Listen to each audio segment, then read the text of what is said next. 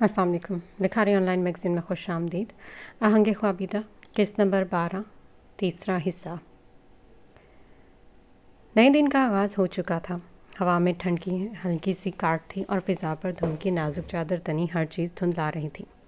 سورج ابھی پوری طرح بیدار نہیں ہوا تھا، بس کرنوں کی مدھم سی جھلک آسمان کے کناروں سے جھانک رہی تھی۔ گھروں کی چھت اور گھاس کے تنکوں پر اوس کے قطرے یوں چمک رہے تھے جیسے رات نے اپنی خاموش یادیں ان پر رقم کی ہوں۔ چائے کے برتنوں سے اٹھتی بھاپ، کمبل میں لپٹے وجود اور دور کہیں اذان فجر کی باز گشت، سب مل کر اس صبح کو ایک خاص ٹھہراؤ عطا کر رہے تھے۔ پرندے سہمے سہمے سے جاگ رہے تھے اور سڑکیں بھی ابھی نیند میں ڈوبی ہوئی تھیں۔ سردیوں کی یہ صبح خاموشی سے دل میں اتر جانے کا ہنر رکھتی تھی اور آہستہ آہستہ دن کو نرمی سے بیدار کرتی ایک حسین دن کا پیغام دے رہی تھی۔ رات کو جو ٹھنڈی گھاس پر چہل قدمی کر کے کافی ہمت کا مظاہرہ کیا تھا، اب اس کی وہ سزا بھگت رہی تھی۔ چھینکے، شکر الحمدللہ، شکر الحمدللہ، مسلسل چھینکتے وہ اپنے لیے قہوہ نکال رہی تھی۔ الائچی اور ادرک کی خوشبو ماحول کو اور مسحور کن راحت بخش رہی تھی۔ بابا، آج ڈاکٹر کے پاس جانا ہے، جو وقت پر تیار رہے گا، میں لنچ میں بریک میں آ جاؤں گی۔ فرینچ ٹوسٹ کا آخری ٹکڑا منہ میں رکھتی نیپکن سے ہاتھ پونچھتی وہ جانے کے لیے اٹھی تھی۔ اوکے بابا کا بچہ، شاید تم آج لنچ نہیں بنانا، بابا میرے ساتھ ہی باہر لنچ کریں گے۔ کیوں بابا؟ یہ کہتے میسی سے بل دے کر بنائی چٹیا آگے کندھے پر ڈالی، جو بس ذرا آگے کندھے سے نیچے آ رہی تھی، لیکن آگے چہرے پر کچھ لٹیں آتی اس کی معصوم سی صورت کو اور معصوم بنا رہی تھی۔ ہاں بھائی، کیوں نہیں؟ اگر ہماری بیٹی آج ہمیں لنچ آفر کر رہی ہے تو کیوں نہیں؟ یہ کہتے ہوئے مسکرائے۔ اور تم بھی خان بابا کے ساتھ کہیں چلی جانا اگر چاہو تو، کیونکہ آج گاڑی میں خود ہی ڈرائیو کروں گی، تو خان بابا گھر پر ہی ہوں گے، تم بھی کہیں ہونا۔ بلکہ کل تم خان بابا سے کچھ سامان لانے کا کہہ رہی تھی نا اپنا، تو وہ جا کر لے آؤ آج۔ اب رات صاحب نے محبت بھری نظروں سے اس کو بیٹی کو دیکھا تھا۔ وہ بہت ریزرو سی رہتی تھی، جیسے اسے آس پاس سے کوئی لینا دینا نہ ہو، لیکن وہ صحیح کہتے تھے کہ اصل میں ان کی بیٹی محبت سے گندھی ہے، جسے اپنے سے جڑے لوگوں کا خیال اور احساس دونوں ہے۔ وہ نکچڑی اور مغرور رنگوں کی ملکہ بہت اچھے سے جانتی تھی کہ ان کا خیال رکھنا۔ جی میرال باجی، شکریہ۔ ہاں ہاں، میں کہتی ہوں تمہیں یوں ہر بات پر شکریہ؟ نہیں نا، وہ گھور کر بولی۔ نہیں، نہ میں سر ہلاتی بولو۔ تو پھر تم کیوں کہتی ہو؟ سوری باجی، آئندہ نہیں ہوگا۔ اوف، شاہدہ تم جاؤ یہاں سے۔ وہ سر پکڑتی اپنا بیگ اٹھایا اور گھور کر اسے دیکھا۔ خان بابا سے کہو گی نا اسے کالج بھیجنے کا کوئی فائدہ نہیں ہے، یا وہاں جا کر صرف 2 ہی لفظ سیکھ رہی ہے، ایک تھینک یو اور ایک سوری۔ رکو تم ذرا، یہ کہتی آنکھیں چھوٹی کرتی وہ باہر نکل گئی۔ ارے نہیں باجی، مجھے اور بھی بہت، جس پر اس پر کچھ کہتی میرال صاحبہ یہ جا وہ جا۔ ناراض ہو گئیں کیا؟ نہیں، مذاق کر رہی ہے، چاہے پریشانی ہو، ویسے بھی آپ تو باز نہیں آتی ہو اس تھینک یو سوری سے بیٹا جی۔ جائیں، اب کوئی ناراض نہیں ہوئی ہے آپ کی باجی، مسکرا کر کہتے وہ اپنے ناشتے پر جھک گئے تھے۔ اپنے کمرے سے نکلتا وہ مہربانوں کی طرف بڑھا، ساتھ چلتے ملازم کو باہر جانے کا اشارہ کیا، جو اس کا بیگ اور کوٹ پکڑے اس کے پیچھے پیچھے آ رہا تھا۔ السلام علیکم اماں، ان کے ماتھے پر پیار کرتے ہوئے سلام کیا۔ وعلیکم السلام، اس کے سر پر ہاتھ رکھتے محبت سے گندھے لہجے میں بولی۔ اوکے اماں، میں چلتے ہوں۔ اس کی عادت تھی، وہ ناشتہ زیادہ تر آفس میں ہی کرتا تھا۔ کوئی نہیں زین، بیٹھو ناشتہ کر کے جاؤ گے، خبردار جو ایسے گئے تم آج۔ مہربانوں نے اسے ٹپٹتے بٹھانا چاہا۔ اماں، آپ تو جانتی میرے پاس بالکل وقت نہیں ہوتا، ابھی آفس جاؤں گا، پھر الیکشن بھی سر پر کھڑے ہیں اور بہت کام ہے۔ واحد ہستی تھی وہ جنہیں زین یزدانی منانے کی کوشش کرتا تھا، ورنہ یہ زین یزدانی کی شایان شان کہاں کہ وہ کسی کی منت سماجت کرے۔ ایک دنیا کو اپنی ٹھوکر پر رکھتا تھا، پر کون جانتا تھا کہ دنیا کو اپنی ٹھوکر پر رکھنے والے کے نصیب میں قسمت کی تیزدار ٹھوکر لکھ دی گئی ہے۔ نہیں، آج ناشتے کے بنا نہیں جاؤ گے، اسے زبردستی گھورتے ہوئے کرسی پر بٹھایا۔ ان کے اس طرح کرنے پر اس نے ملازمین کی طرف دیکھا۔ اس کا خوف تھا یا عزت؟ تمام ملازم اپنا چہرہ مکمل طور پر جھکا گئے اور کچھ نے تو کام کے بہانے کچن کی طرف دوڑ لگائی۔ اوکے، آئیں آپ بھی بیٹھے۔ پھر انہیں بھی ہاتھ پکڑ کر بٹھایا۔ ابھی پہلا لقمہ منہ میں رکھا تھا کہ سامنے سے کسی کو اونچی آواز میں ہنستے ہوئے ڈائننگ کی ٹیبل کی آتے طرف دیکھ کر اس کا حلق تک کڑوا ہوا، جیسے لقمے میں کسی نے ڈھیروں نمک بھر دیا۔ مٹھیاں بھیجتے اپنی آنکھیں میچتے غصہ ضبط کرنا چاہا۔ مہربانو بیگم جو اسے دیکھ رہی تھی، فوراً سے اس کی مٹھی بنائے گئے ہاتھ پر اپنا ہاتھ رکھ دیا۔ ان کے لمس کو محسوس کرتا وہ آہستہ سے اپنے آنکھیں کھول گیا۔ ناشتہ کرو تم، हाशिम, आज रात राव साहब ने एक पार्टी रखी है अपने फार्म हाउस पर, हमें इनवाइट किया है, सो चलोगे ना? एक अदा से अपने गहरे गोल्डन बालों को झटकते हाशिम साहब के करीब होती इनके सीने पर हाथ रखते बोली। इनकी एक एक हरकत मुकाबले को जलाकर खाकस्तर कर रहे थे और ये बात बहुत अच्छे से जानती थी। तुम जानते हो मेरी जान, मुझे कोई फ़र्क नहीं पड़ता, तो शाबाश खुद पर ये जुल्म करना छोड़ दो। मुझे मेरे बेटे के चेहरे पर फैली ये अजियत तकलीफ़ में मुब्तला करती है, बाकी कुछ भी नहीं। उसकी बल बड़ी पेशानी और गहरी होती आंखों को देखते हुए इसके अंदर होती जंग का अंदाज़ा लगा सकती थी। वो जानती थी इनके बेटे को अगर कुछ गरां गुजरता था वो इनका खुद से दूर था, और सामने खड़ी औरत जिसने उसे पैदा किया था, अपने खून से सींचा था, वो इस बात को जानते हुए भी उसे तकलीफ़ पहुंचाने की हर कोशिश करती थी। वो अपनी ही औलाद से कराहियत महसूस करती थी, उकताती थी, और फिर ये उकताहट नफ़रत में बदल गई, सिर्फ इसलिए कि इस औरत की औलाद मुकाबले बैठी इस औरत की गोद में सुकून महसूस करती थी। इनकी आगोश की तलबगार थी। हाँ क्यों नहीं, ज़रूर जाएंगे। इनके साथ टेबल पर चलते कुर्सी खींच कर बैठे। इनके बैठते ही ज़ैन यकदम खड़ा हुआ, साथ ही मेहरबानों को भी उठा दिया। अब अपने कमरे में जाए, मैं भी चलता हूँ, लेट हो रहा है। हाशिम साहब और शैला बेगम को इग्नोर करता वो मेहरबानों से मुखातिब हुआ। अल्लाह हाफिज़, अल्लाह की अमान में। ये कहते हैं इसका माथा चूमा। इस वक्त इसका चले जाना नाश्ते से ज़्यादा ज़रूरी था। 1 मिनट, मुझे 3 करोड़ रुपए की ज़रूरत है, अकाउंट में डलवा दो। हाशिम साहब ने उसे रोकते कहा। यस कम इन। दरवाजे से अंदर आती हस्ती को देखकर उसे अपनी आंखों पर शुबा हुआ था। वाकई यकीन करना मुश्किल था, अक्सर मीर के कमरे में महराब शम्स की मौजूदगी नामुमकिनात में से था। हैरत और खुशी की मिलजुलत तासरात लिए उसकी तरफ कदम बढ़ाता रुका था। अपनी कमर में लगे गन होल्डर से गन निकालते सामने टेबल पर रखते चंद कदम लेता उसके करीब आया। तुम्हें कब से अक्सर मीर के कमरे में आने के लिए इजाज़त दरकार होने लगी? महराब शम्स गहरी सांसें से उसे देखते बोला। कमरे की फ़िज़ा में हलचल सी हुई। मुझे कुछ बात करनी है आपसे। अपनी तरफ कदम बढ़ाने से पहले मुकाबले खड़े मर्द का अपनी पिस्टल निकाल कर रखना आज भी उसकी नज़रों से मख्फी नहीं रह सका था। वह हर बार ऐसा करता था, उसे आज भी याद था। उन्हें देखते एक बार उसने इनके बराबर में बैठी उनकी बीवी पर नज़र डाली और अगले लम्हे वो चेहरा फेर चुके था। हाँ, वो इनकी बीवी ही थी। इसके लिए माँ ना उन्होंने कभी बनना चाहा, न बनी। मर्द के अंदर लाख बेगैरती आ जाए, पर कम से कम इसमें इतनी गैरत तो बाकी रहनी चाहिए कि अपने नाम से जुड़ी औरत को आदमियों के बीच नुमाइश बनते देख मौत ना आए, पर कम से कम गर्दन की हड्डी में खम तो आ जाए। शहला बेगम का लिबास देखकर उसकी पेशानी पर बेशुमार बल पड़े थे। एक नज़र उसने अपनी माँ पर डाली थी, सलीके से दुपट्टा सर पर रखे, तहजीब याफ्ता लिबास सेबतन किए हुए, और दूसरी तरफ अपनी जन्म देने वाली माँ को देखा था, जिन्होंने स्लीवलेस चुस्त शॉर्ट कुर्ता और घुटनों से ज़रा नीचे आता कैप्री स्टाइल ट्राउज़र पहना हुआ था। दुपट्टा नदारत, कमीज़ का गला ऐसा था कि वह शर्म से नज़रें ही फेर गया था। और कम ऑन, इतना पढ़ा लिख कर और इसका हाई सोसाइटी में एक अहम हिस्सा बनकर भी तुम्हारी सोच इतनी कैसे छोटी हो सकती है मेरी जान? हर चीज़ ख़ानदान से आई है। तुम यहाँ पर चूक कर गए तुम। खैर, इस दकियानुसी औरत की तरबियत में कहीं तो चूक होनी ही थी ना, सो हो गई। हाशिम साहबा ने शैला के हाथ को दबाते आगे कुछ कहने से रोका। ज़ैन ने हकारत से उन्हें देखा। वो जानते थे ज़ैन यस्तानी के आगे बोलना यानी अपने पाँव पर कुल्हाड़ी मारने के जैसा था। ज़ैन, तुम जाओ बैठे। इससे पहले कि बात बढ़ती, मेहरबानो बेगम आगे बढ़ी। मेरे और मेरे बेटे के दरमियान में बीच नहीं आओ तुम, बेहुदा औरत। ज़बान संभाल कर बात करें, मेरी माँ के बारे में बात कर रही हैं आप? धारता कुछ कदम उनके करीब उनकी जाने बढ़ा था। ज़ैन, मेहरबानों ने उसे कंधे से पकड़ते पीछे किया। अपनी बीवी को समझाएं हाशिम साहब, वरना फिर मुझसे गिला नहीं कीजिएगा। आईब्रो उठाता वो उनकी तरफ देखता इन्हें वॉर्न कर गया। क्या हो गया शैला, चलो उठो यहाँ से। इन्हें खींचते हुए एक नज़र ज़ैन की तरफ देखते हुए चल दिए। क्या डरते हो तुम इससे? हाँ तो और क्या चाहती हो? अकाउंट सीज़ करवा लूँ, हमारा क्या चाहता है? तुम्हें कम से उससे मोहब्बत है जो अब मरी जा रही हो। मत उलझो इससे, ये ऐशो आराम कुछ भी नहीं रहेगा, वरना ये याद रखना ये बात। ये कहते झटके से इसका हाथ छोड़ते खुद वॉशरूम में बंद हो गए। वो ऐसे ही थे, उन्हें कहाँ फ़र्क पड़ता था। वो सिर्फ पैसे की उन्हें गर्ज थी, बाप से भी और बेटे से भी। ज़ैन, नहीं लड़ा करो मेरी जान, वो माँ है तुम्हारी। ये तरबियत तो नहीं की थी मैंने तुम्हारी, ये कहती वो रो दी थी। अच्छा ना, अम्मा रोएं तो ना। उन्हें सीने से लगाते वो कुछ सोचने लगा। अब मैं चलूँ?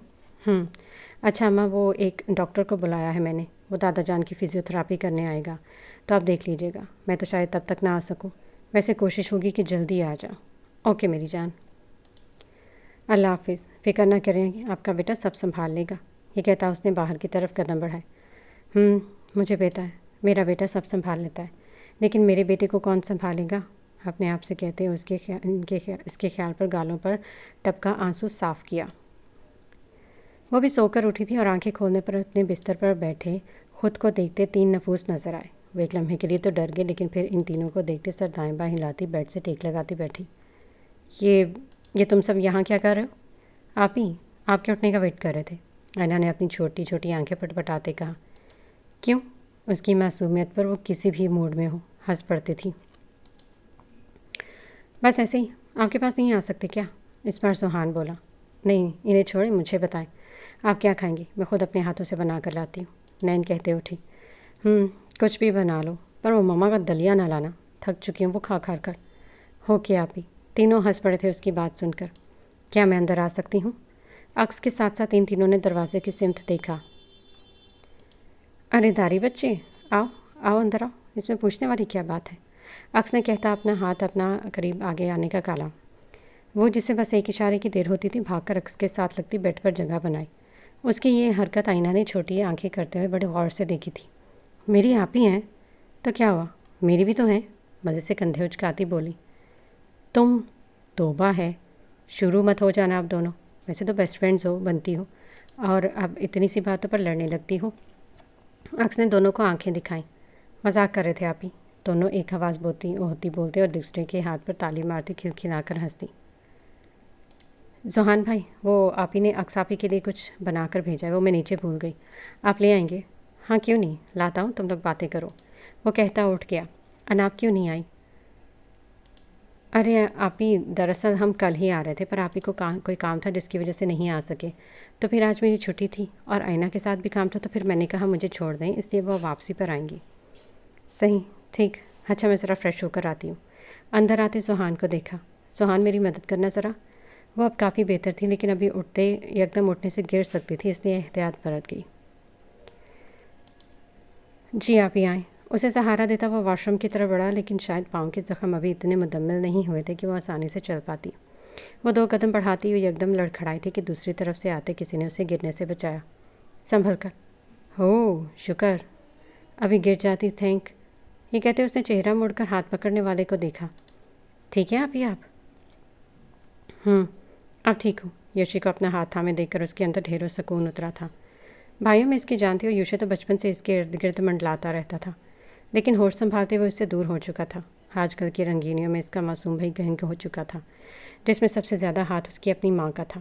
اس کی نفرت میں یا محبت، بیٹے کی محبت میں وہ اسے غلط راہ پر سے روک نہیں پائی تھی۔ Thank you. اوہ کم آن، آپ یہ بھائی ہے آپ کا، اسے تھینک یو بولیں گی؟ چپ ہو جاؤ زوہان، تم آؤ یوشی میری جان، بیٹھو یہاں۔ اسے پاس رکھتے صوفے پر بیٹھنے کا کہتی وہ فریش ہونے کا ارادہ ملتوی کر چکی تھی۔ وہ ایک لمحہ بھی ضائع نہیں کر سکتی تھی اپنے بھائیوں کے ساتھ بیٹھنے کا، جانتی تھی وہ کچھ ہی دیر کے لیے آیا ہوگا پھر چلا جائے گا۔ نہیں آپ جائیں، فریش ہوئے، میں بیٹھا ہوں یہاں، آپ سے ملنے ہی آیا ہوں، بلکہ میں لے کر چلتا ہوں۔ آج تو وہ عکس پر حیرت کے پہاڑ توڑ رہا تھا، اتنی نرمی، اتنی فکر، وہ اس کے انداز پر نہال ہو کر اٹھی۔ اوکے، دونوں بھائی اسے واش روم تک لے کر گئے تھے۔ بہن بھائی کا رشتہ بہت حسین رشتہ ہوتا ہے، جسے آج کل ہم اپنی خواہشات، حسد کی دنیا کی رنگینیوں کی بھینت چڑھا چکے ہیں۔ بھائیوں کا ہاتھ سر پر ہو تو تیز دھوپ کا احساس تک نہیں ہوتا، اور بہنیں کی دعائیں بھائیوں کی طوفان کی زد سے کھینچ لاتی ہیں۔ ماضی، یہ تم میری موجودگی میں اپنی پینسل کیوں اپنے سے جدا کرتے ہو؟ کیوں اس طرح نکال کر رکھتے ہو؟ اس کی آواز پرسکون تھی، لیکن ہر لفظ میں تجسس اور حیرت چھلک رہا تھا۔ کیا ڈرانا چاہتے ہو مجھے؟ ڈرانے کے لیے کرتے ہو؟ کیونکہ ویسے تو کبھی نہیں دیکھا میں نے تمہیں ایسا کرتے۔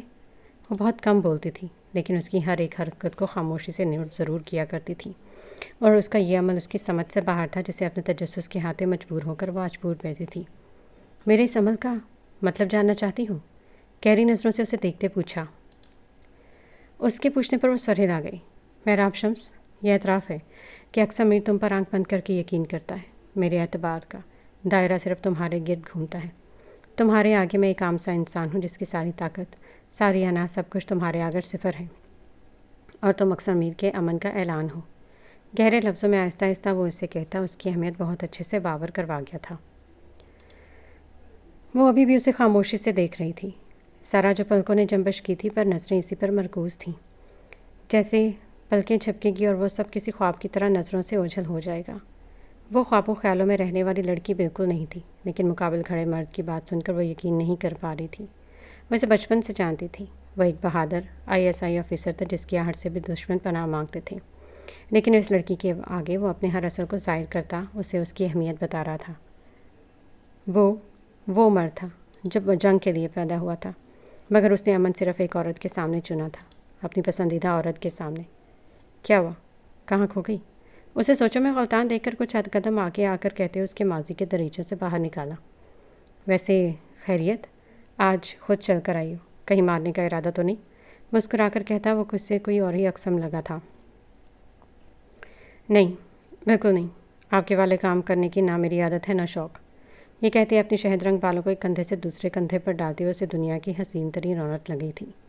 बालों की हमरक आंखें पल पल चमकती, हमेशा की तरह इस पर सहरतारी कर रही थी, जैसे ये आंखें हर बार इस पर कोई इसम फूंकती हों। जानता हूँ, ये कहता नीचे सर ढलकाकर अपना होंठ सुकड़ते ज़रा सा मुस्कुराया। खैर, मैं एक ज़रूरी बात करने आई थी। आप प्लीज़ इन पेपर्स पर साइन कर दें। उम्मीद करते हैं इस बार आप कुछ गलत नहीं करेंगे। मैं भाई और आप ही को और तकलीफ़ नहीं देना चाहती, ना ही तंग करना चाहती हूँ, और मुझे पता है आप ये ऐसा नहीं चाहेंगे। तो अच्छा है हम इस मसले को यहीं पर ही ख़त्म कर दें, बिना किसी बहस मुबासे के। ये कहती खाकी लिफाफा उसकी तरफ बढ़ा गई। मुकाबिल खड़े मर्द की सांसें उसकी एक एक लफ्ज़ पर अपना रिदम खो रही थी।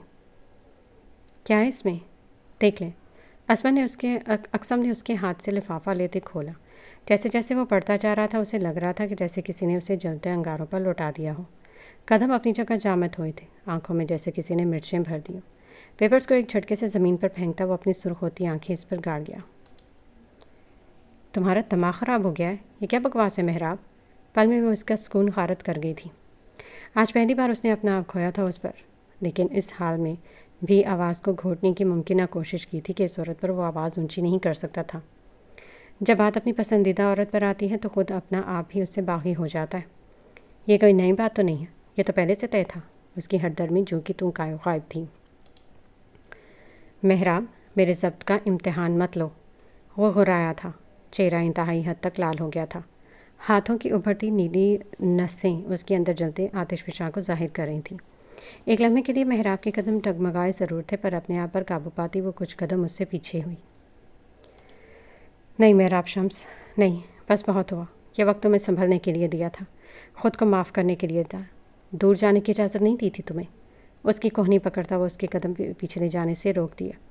दूर रहे मुझसे, वहशी जानवर हैं आप, और नहीं रखना मुझे आपके साथ कोई रिश्ता। ज़बरदस्ती करेंगे? तलखी की इंतहा थी की थी उस औरत ने।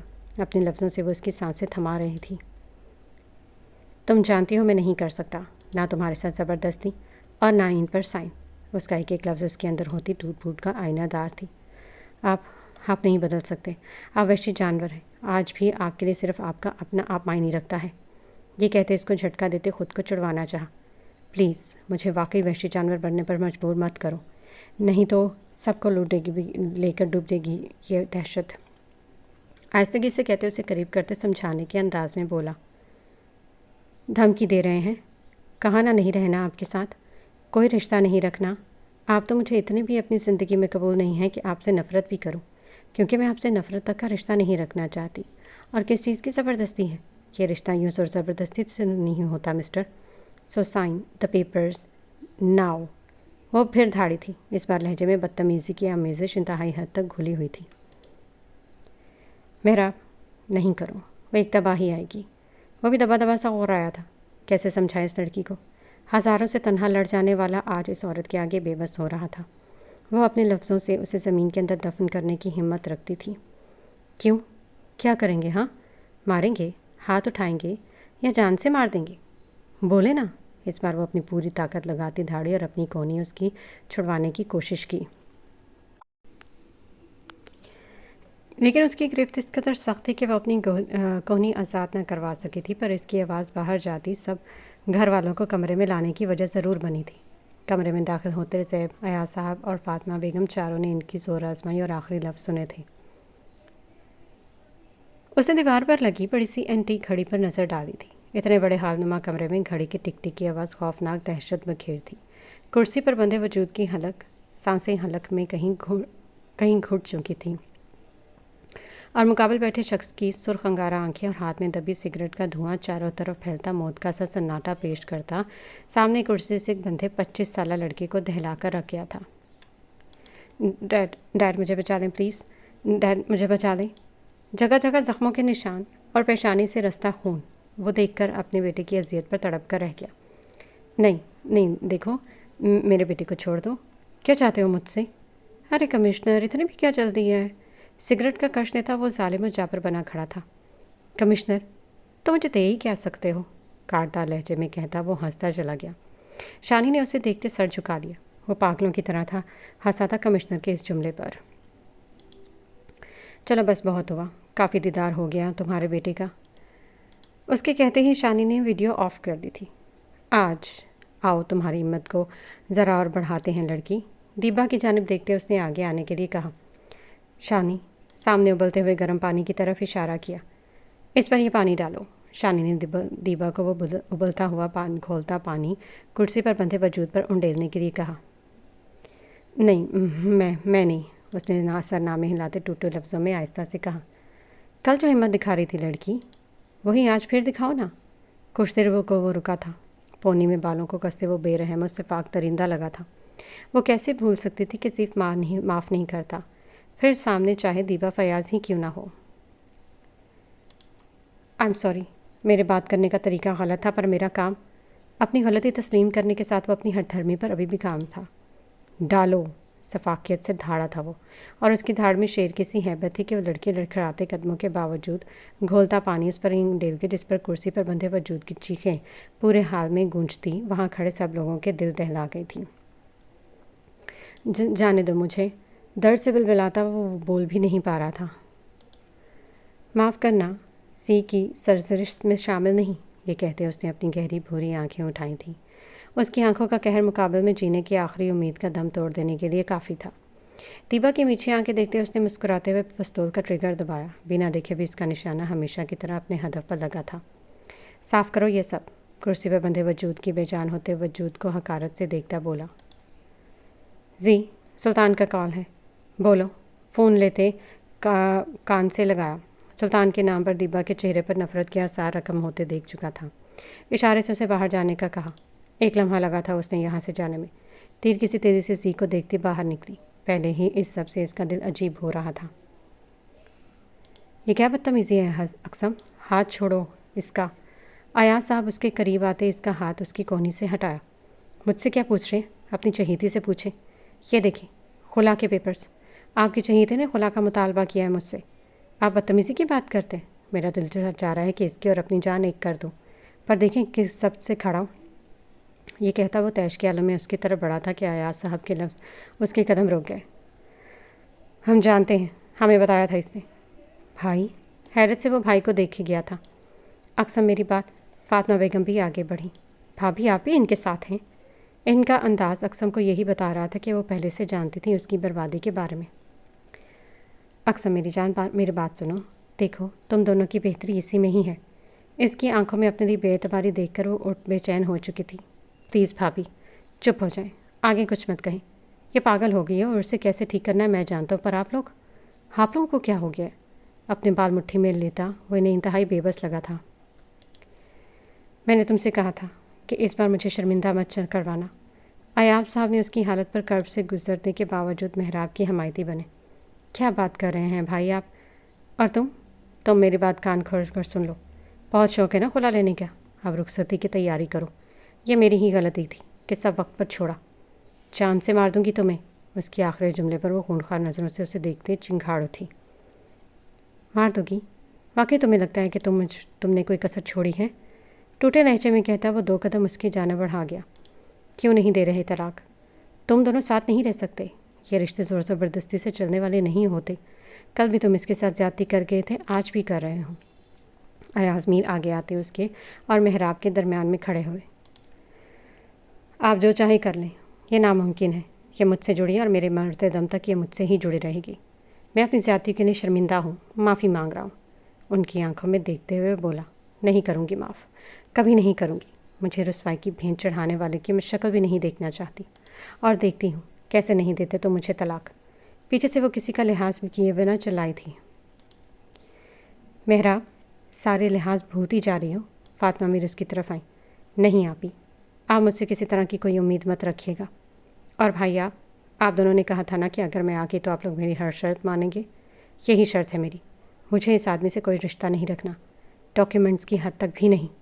پلیز بھائی آپ کہیں اس سے. پتھر ہوتی آنکھوں سے اس نے آج سخت کی انتہا کی تھی اور اس کا یہ انداز اقسم میر کو ہلا کر رکھ گیا تھا. اتنی نفرت، وہ اس سے اتنی نفرت کرتی تھی. ایسا محسوس ہوتا تھا جیسے کسی نے کھولتا پانی اس پر پھینک دیا ہو اور راحت کی کوئی امید بھی باقی نہیں رہی تھی. میری اقسم نے اس کی طرف بڑھتے کچھ کہنا چاہا. پاس کر دو اقسم، دور رہو اور سے، اور جتنا جلدی ہو سکے اپنے آپ کو تیار کرو اور سائن کرو پیپرز. کس دل سے انہوں نے کہا تھا یہ شاید ہی کچھ سمجھ سکتا، لیکن اب وہ سامنے کھڑی لڑکی کے ساتھ اور غلط ہوتے نہیں دیکھ سکتے تھے، پھر چاہے اس کا بھائی ہی کیوں نہ تباہی کے دھانے پر کھڑا ہو. وہ حیران نظروں سے ایاز میر کو محراب کا ہاتھ تھامے باہر جاتا دیکھتا رہ گیا. فاطمہ بھی خاموشی سے آنسو پوچھتے ان کے پیچھے نکلی. بیڈ پر گرتے اس نے اپنا سر ہاتھوں پر جھکا لیا. آج پہلی بار اس کی آنکھوں سے ایک قطرہ گرتا زمین پر جذب ہوا. ہاں وہ لمبا چوڑا وجاہت سے بھرپور مرد آج کمزور پڑ رہا تھا. اپنی کل کائنات کو اجڑتا دیکھ وہ پاگل ہونے کے در پر تھا. اپنی کائنات سب کے لیے ایک سی ہوتی، پھر چاہے کوئی کہیں کا سلطان ہو یا غلام. اپنی کائنات کسی عزیز نہیں ہوتی. چاچو، زیب اس کے پاس بیٹھی. میں یہ نہیں کر سکتا. مگر نہیں زیب، میں یہ نہیں کر سکتا. میں کیا کروں کہ وہ سب بھول جائے. چاچو، آپ سے زیادہ میرے لیے کوئی اہم نہیں. مگر چاچو، عورت میں اللہ نے بہت صبر برداشت رکھی ہے، بہت نرم دل بنایا ہے، لیکن جب اسے عورت کی عزت پر بات آتی ہے نا، تب اس سے زیادہ ظالم کوئی نہیں ہوتا. اپنی رسوائی وہ کبھی نہیں بھولتی، چاہے پھر سامنے پسندیدہ محرم مرد ہی کیوں نہ کھڑا ہو. وہ ظالم بن جاتی ہے، وہ بھی پھر جبر کرنے میں اپنا ثانی نہیں رکھتی. ٹھہر ٹھہر کر کہتی وہ اسے حقیقت کا آئینہ دکھا رہی تھی. لاکھ محبت صحیح، پر وہ جانتی تھی کہ محراب کا اسے معاف کرنا مشکل تھا. وہ سب میں نے جان بوجھ کر تو نہیں کیا تھا، اور وہ مجھے سزا دے دے جو چاہے کرے، پر یوں راستے الگ نہ کریں. عورت کا جبر یہی ہوتا ہے چاچو. اس کا ظلم خاموشی کی مار مارنا، خود کو الگ کر دینا اور راستے جدا کر لینا ہی ہوتا ہے. میں نے کہا نا، وہ بہت ظالم ہوتی ہے، بہت زیادہ. اقسم نے اپنی چھوٹی سی بھتیجی کو دیکھا جو اسے کافی تلخ حقائق سے آگاہی فراہم کرتی اسے اپنی غلطی کا شدت سے احساس کرا گئی تھی. سر، اس طرح خالی نہیں کریں گے وہ لوگ زمین. ایک ہی طریقہ ہے کہ ان کی جھونپڑیوں کو آگ لگا دی جائے. تو انتظار کس چیز کا ہے؟ لگا دو آگ. عام سے انداز میں کہتے زین یسانی نے ثابت کر لیا تھا کہ لوگ اسے سنگ دل کیوں کہتے ہیں. پر سر، وہاں آبادی ہے. پاس کھڑا دوسرا آدمی بولا. سمجھا چکے ہیں. اب یہ ان کی خود کی غلطی ہے. ہم منہ مانگی رقم دے رہے تھے، انہوں نے خود اپنے لیے راستہ چنا ہے. پہلا آدمی سنگ دلی سے بولا. دیکھ لو، کوشش کرنا کہ جانے نقصان نہ ہو. زین نے ایک نظر اسے دیکھتے اپنے فائل پر نظریں جمائی. مجھے صرف اس زمین سے مطلب ہے. I want that land at any cost. ایک سخت نگاہ ان پر ڈالتے نے باہر جانے کا اشارہ کیا. کتنا ظالم ہے یہ شخص. ظالم نہیں ہے، حاکم ہے. حاکم تو صرف خدا کی ذات ہے. ہاں بے شک، پر دنیا میں بھی اس زمین پر بھی کچھ ایسے حاکم پائے جاتے ہیں جو اس کے کہے کے مطابق نہ چلے تو ان کے ساتھ وہ ویسا ہی کرتے ہیں. دوسرے آدمی کو ہمدردی ہوئی تھی ان بستی والوں سے، لیکن وہ کچھ نہیں کر سکتا تھا. یہ اس کا کام تھا، اسے کرنا تھا. چل، ہمارے دندوں میں ہمدردی کی کوئی جگہ نہیں ہے. ہمارے ہمدردی سے پیٹ نہیں بھرتا، پیٹ اس سنگ دل کے پیسوں سے بھرتا ہے. تلخی سے کہتا وہ اس ظلمت کے کنویں میں ڈوبا نظر آ رہا تھا. یونیورسٹی سے اپنی کلاسز لیتی وہ جلدی چھٹی لے کر نکلی تھی. بہت سوچ سمجھ کر وہ گاڑی عالم ولا کے انٹرپرائزز کے رستے پر موڑ چکی تھی. السلام علیکم، مجھے مسٹر غزوان عالم سے ملنا ہے. مضبوط لہجے میں کہتی وہ ایک پل اپنے آپ کو اس کے روبرو جانے کے لیے تیار کر رہی تھی. میم، آپ ویٹنگ ایریا میں انتظار کریں، سر ابھی میٹنگ میں ہے. جیسے ہی فری ہوتے میں آپ کو بتاتی ہوں. ریسیپشنسٹ نے غزوان کے سیکرٹری سے بات کرنے کے بعد مسکرا کر اسے دیکھتے انتظار کرنے کا کہا. اوکے شور، وہ مسکرا کر کہتے سر ہلا گئی. آدھا گھنٹہ گزر چکا تھا. اس نے ایک مرتبہ ہاتھ میں پہنی گھڑی پر نظر ڈالی جہاں 12 بج رہے تھے. ویٹنگ ایریا میں بیٹھے دو نفوس اسے دیکھتے آپس میں کچھ کھسر پھسر کرتے ہنس رہے تھے. اس نے گھورتے ہوئے ان دونوں آدمیوں کو دیکھا جو اس سے عمر میں کئی بڑے لگتے لیکن اخلاق سے گری یہ حرکت کرتے کافی چھوٹے ظاہر ہو رہے تھے۔ وہ بس خاموشی سے گھورتی اپنا چہرہ دوسری طرف پھیر گئی۔ فون پر بات کرتا وہ ویٹنگ ایریا کی طرف نکل آیا جب اس کی نظر انا پر پڑی، اور یہ منظر بھی اس کی آنکھوں سے چھپ نہیں سکا تھا۔ کال کٹ کرتا وہ ایک لہجے میں ان تک پہنچتا ان آدمیوں کے ان کے درمیان حائل ہوتا کھڑا ہوا۔ یہاں کیا کر رہی ہو؟ وہ بھی اسے دیکھتی کھڑی ہو چکی تھی۔ بابا آپ جائیں، اندر کچھ ٹیسٹ ہونے آپ کے، میں جب تک یہاں بیٹھی ہوں۔ اب رات ساتھ سے کہتی وہ انہیں ایکسرے روم میں چھوڑتی خود باہر ویٹنگ ایریا میں آ بیٹھی تھی۔ کافی دیر وہاں بیٹھے رہتے، بور ہوتی وہ اٹھ کر باہر آ گئی۔ کوریڈور میں ٹہرتی اسے کسی کی دبی دبی آواز سنائی دی جو سیدھی طرف سے مڑتے ایک بند دروازے سے آ رہی تھی۔ تجسس کے ہاتھوں مجبور ہوتی وہ آہستہ آہستہ قدم دروازے کی جانب موڑ گئی۔ یہاں کون ہو سکتا ہے؟ اسٹوریج روم لکھا دیکھ۔ وہ ایک لمحے کے لیے ٹھٹکی لیکن پھر ہمت کرتی آگے بڑھ کر دروازہ کھول گئی۔ آگے کا منظر اس کے پیروں کے نیچے سے زمین کھینچ گیا تھا۔ پھٹی آنکھوں سے مقابل کھڑے شخص کے ہاتھ میں پسٹل اور زمین پر گرے وارڈ بوائے کو دیکھ وہ چکرانے لگی تھی۔ میر، آہستہ سے بولو۔ آہستہ سے اس کے لبوں سے ٹوٹے پھوٹے 3 الفاظ ادا ہوئے تھے۔